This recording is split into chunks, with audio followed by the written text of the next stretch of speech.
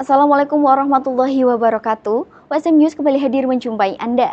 Beragam informasi menarik akan kami sajikan untuk Anda selama 30 menit ke depan.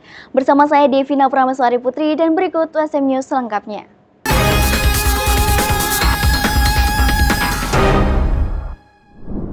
Universitas Semarang menandatangani nota kesepahaman dengan SMA-SMK sekota Semarang.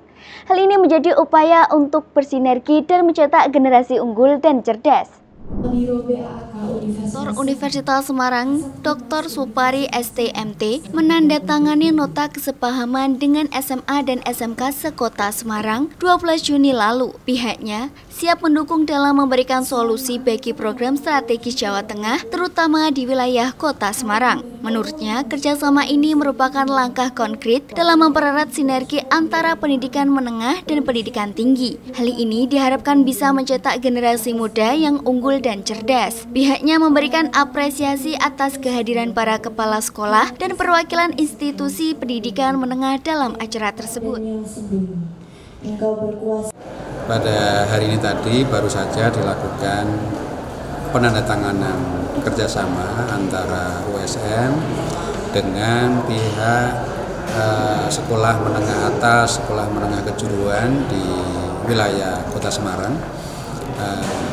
Baru saja terjadi tadi penandatanganannya, sudah terlaksana dengan baik, alhamdulillah. Hal ini dilakukan dalam rangka untuk menjalin kerjasama yang saling menguntungkan, bersinergi untuk sama-sama baik USM maupun sekolah-sekolah SMA, SMK sederajat itu dua-duanya memberikan dampak nyata bagi kehidupan bermasyarakat di kota. Banyak lulusan SMA dan SMK dari Semarang yang kini menjadi mahasiswa USM dan menjadi bagian dari kemajuan USM menuju universitas unggul. Saat ini, USM membuka 4 jalur penerimaan mahasiswa reguler, beasiswa prestasi, dan bina lingkungan. Selain itu, USM memiliki berbagai program inovatif seperti Jadilah Pengusaha sejak jadi mahasiswa. Hal senada dikatakan PLH Kepala Bidang Pembinaan SMA Dinas Pendidikan Provinsi Jawa Tengah, Dragaluh Wijayanti. Pihaknya mengapresiasi USM yang telah terbuka dan aktif menjalin kerjasama dengan sekolah-sekolah. Kami dari Dinas Pendidikan dan Provinsi Jawa Tengah sangat mengapresiasi dan terima kasih mau menggandeng. Sehingga nanti sinergi ini saya yakin akan bisa membantu memberikan dampak terkait dengan peningkatan mutu layanan pendidikan di sebuah sekolah. Harapannya dari kerjasama ini secara kegiatan bisa berkembang. Kalau ini kan 4 fokusnya bisa berkembang dan real. Memang nanti ada langkah-langkah konkret. Tadi sudah disampaikan, memang sudah beberapa terkait mahasiswa, beasiswa, kemudian layanan konseling sudah mulai memberikan dampak kepada satuan pendidikan. Ya, kami harapannya ya ini akan berkembang dan memberikan dampak positif.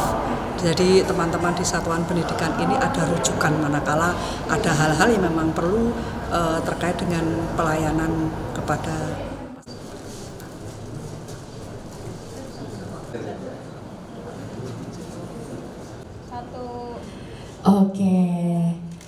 jargon USM ya.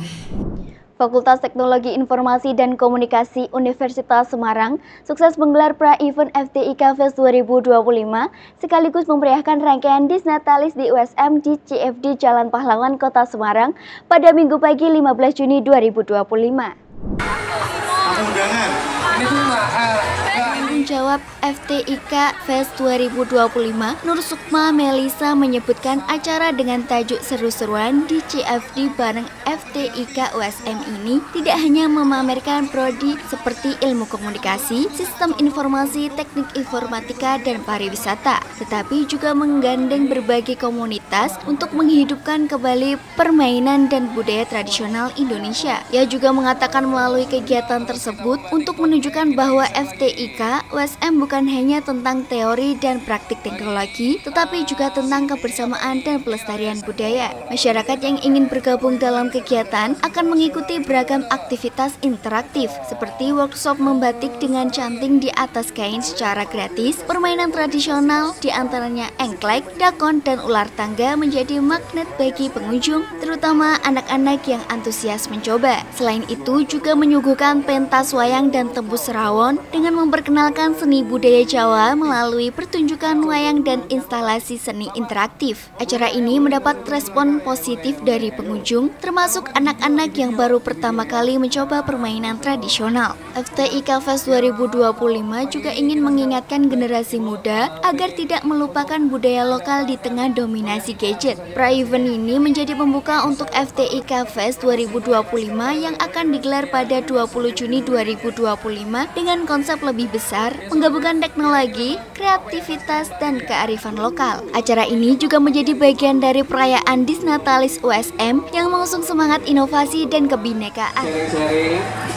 Kita juga ada promosi nih dari tingkat fakultas gitu. Kita ada beberapa stand yang mana itu ada prodi-prodi kita memperkenalkan.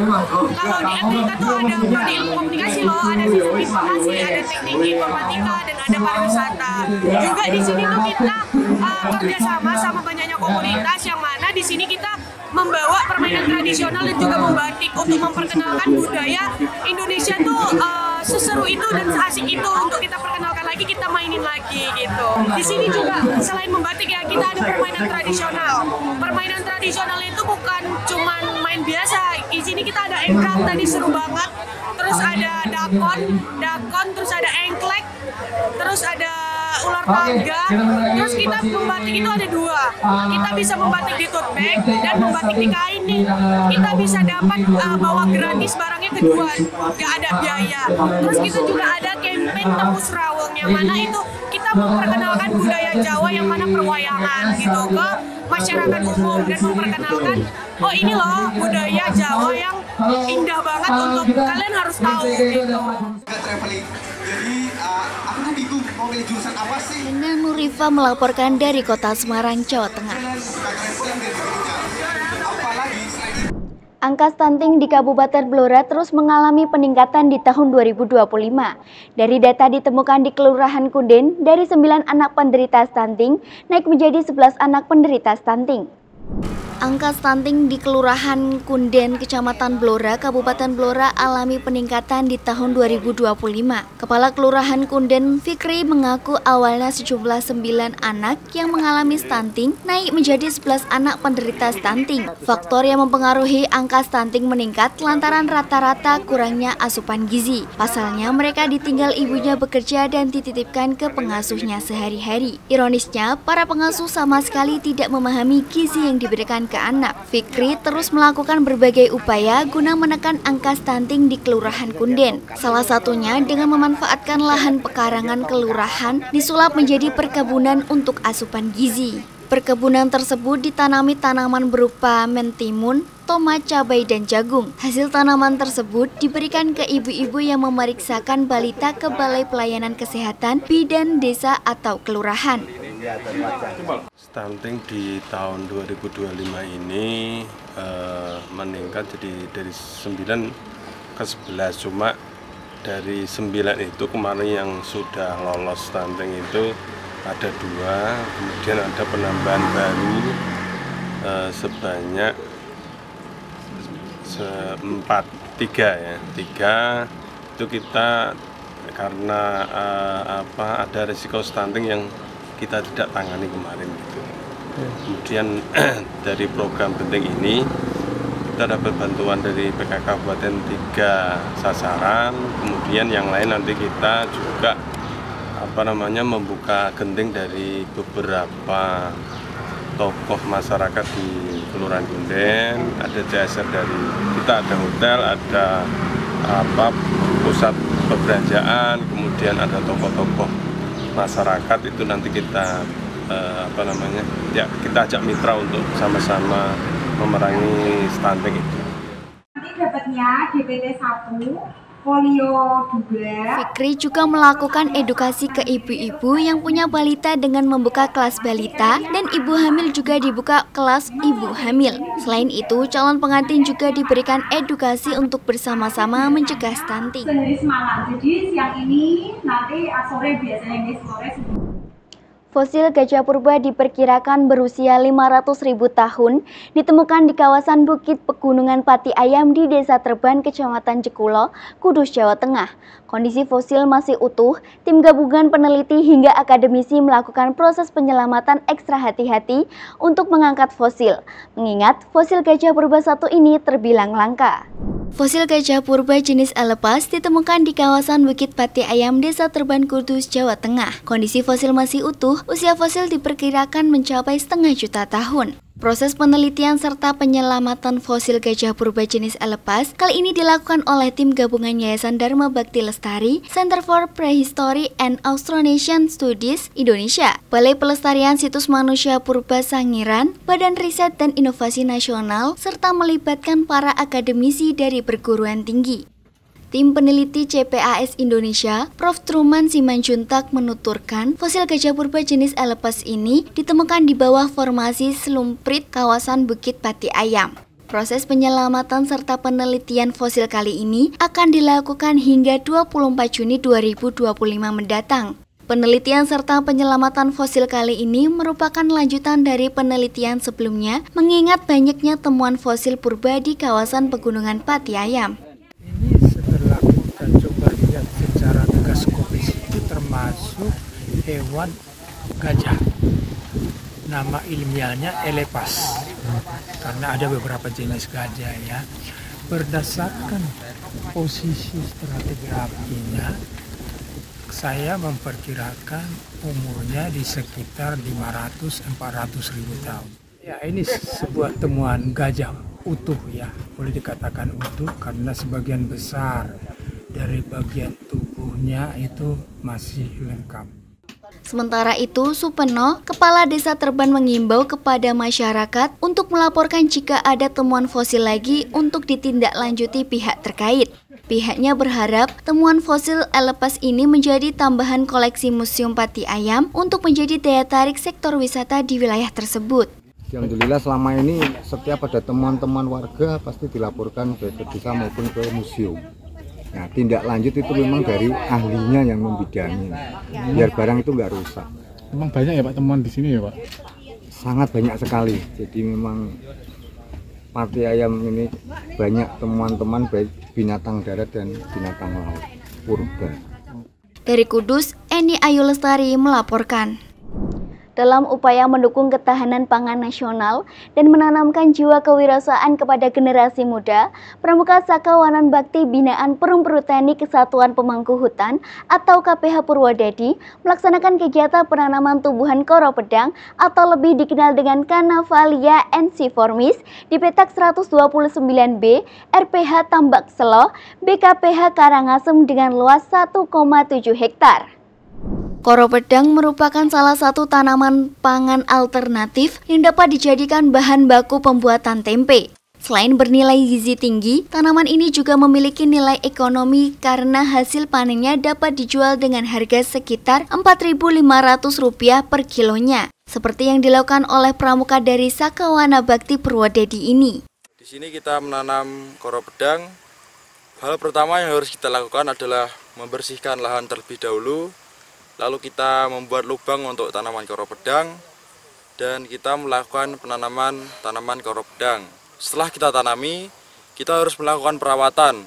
Salah satu perawatannya adalah pendangiran dan pemberian pupuk. Kegiatan ini menjadi salah satu bentuk implementasi nilai-nilai dasar Dharma dan Trisatya, sekaligus menanamkan semangat cinta alam dan kasih sayang sesama manusia dalam rangka pengelolaan hutan yang lestari. Ya, untuk harapan ke depan ini nanti adik-adik kita arahkan juga tidak hanya koro bedog, nanti ada budidaya jamur. Selain koro bedog nanti ada juga nanti yang lain, misalkan ada pembibitan, karena saya punya program nanti ada bibit-bibit yang perlu dikembangkan. Contohnya nanti yang saat ini laku ini alpukat. Harapan kami di lapangan atau setelah selesai sekolah, lulus sekolah, nanti bisa mandiri di masing-masing, bisa memberi itu juga nanti apa yang kami sampaikan nanti bisa ditularkan di masing-masing daerah. Setelah sempat mengalami lonjakan harga hingga menembus Rp100.000 per kilogram, harga cabai kini mulai turun secara signifikan. Penurunan ini terjadi sejumlah jenis cabai, khususnya di Pasar Johar Selatan, Kota Semarang. Harga cabai yang beberapa bulan ini mengalami kenaikan harga hingga tembus Rp100.000 per kilonya, kini cabai mengalami penurunan harga dalam beberapa hari terakhir. Penurunan harga cabai ini terjadi pada sebagian besar jenis cabai. Pasar Johar Selatan, Kota Semarang, cabai rawit merah turun menjadi Rp30.000 per kilonya. Dan cabai merah keriting turun menjadi Rp22 per kilo. Hari ini ada penurunan, banyak yang turun semua. Rawit merah yang ini 30.000, kalau yang rawit merah ini 33, 32. Kalau ini hijau putih 20.000, hijau besar juga 20.000. Merah besar beli banyak 28, beli sedikit 30. Itu eceran. Kalau rawit hijau 40, rawit putih 20, merah keriting hari ini 22, itu turun. Penurunan harga cabai ini dikarenakan pasokan cabai yang melimpah. Namun, dengan demikian, para pedagang tetap waspada karena cuaca yang tak menentu dapat membuat harga cabai naik kembali. Agak lega. Kebetulan orang-orang yang punya gawe gede biasanya itu membutuhkan bahan pokok yang banyak. Saat ini pun ini dari lembaga pendidikan, ketika ada acara pelepasan itu biasanya ada gawe gede, masak-masak, maka membutuhkan bahan pokok seperti cabai, kemudian itu ada gula, bahan pokok yang lain ada beras, itu sangat membantu. Harga cabai yang mengalami penurunan ini membuat para konsumen merasa lega. Tidak hanya pembeli rumah tangga yang merasakan dampak positifnya, tetapi pelaku usaha kuliner juga merasakan dampaknya. Dengan adanya penurunan harga cabai ini, diharapkan daya beli masyarakat dapat meningkat kembali, serta aktivitas dalam sektor pangan dapat berjalan lebih stabil. Dari Pasar Johar Selatan, Kota Semarang melaporkan. Pemirsa, mengantisipasi populernya mobil listrik, Laboratorium Nasional Argon mengembangkan baterai mobil listrik berbahan daur ulang untuk mencegah overmining atau penimpisan sumber daya alam. Nantinya, daur ulang baterai bisa menekan ongkos produksi sehingga harga semakin terjangkau konsumen. Informasi ini sekaligus untuk percobaan kita hari ini. Saksikan terus USM News hanya di USM TV. Saya Devina Pramaswari Putri dan seluruh kru yang bertugas pamit undur diri. Terima kasih. Wassalamualaikum warahmatullahi wabarakatuh. A lot of the chemistries that you're going to see in cars are partly or completely developed by Department of Energy, and a big portion of that happens at Argonne National Lab as well. Sebagian komponen sistem baterai lithium-ion pada sejumlah mobil listrik dan SUV crossover produksi Amerika berasal dari sistem yang dikembangkan Don dan timnya di Laboratorium Nasional Argonne selama puluhan tahun. Ia tidak heran bahwa butuh waktu lama hingga teknologi mobil listrik bisa diterapkan. Fuel prices dictate how we go, consumer choice, consumer preferences, new technologies are competing with the electrics at the same time. Tapi kini di era mobil listrik muncul tantangan baru, termasuk meningkatnya permintaan akan baterai baru dan persaingan akses sumber daya yang diperlukan untuk membuatnya.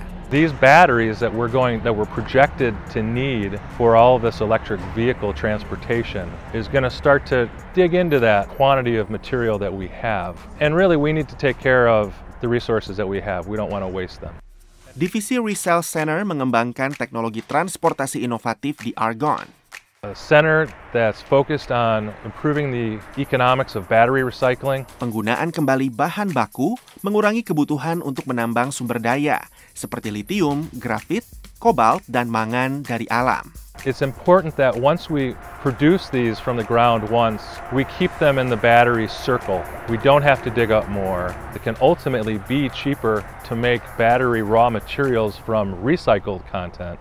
Saat ini belum banyak baterai kendaraan listrik yang hampir habis masa pakainya, tapi itu akan segera berubah. Sales are increasing dramatically, and so starting around mid-2020s, around 2030, we're going to start seeing the term million tons of end-of-life batteries becoming available. Itu mengapa tim Resell Center Argonne berupaya membuat proses daur ulang baterai lebih efisien. When it comes to invention, the basic invention of the materials, we're way ahead. Amerika tertinggal dibanding Tiongkok dalam hal penjualan kendaraan berpenumpang bertenaga listrik yang punya lebih dari 400 merek kendaraan energi baru. Bagi Don, inovasi laboratoriumnya dalam teknologi transportasi menguntungkan perusahaan Amerika di tengah ketatnya persaingan industri otomotif dunia. Dari Chicago, Illinois, VOA.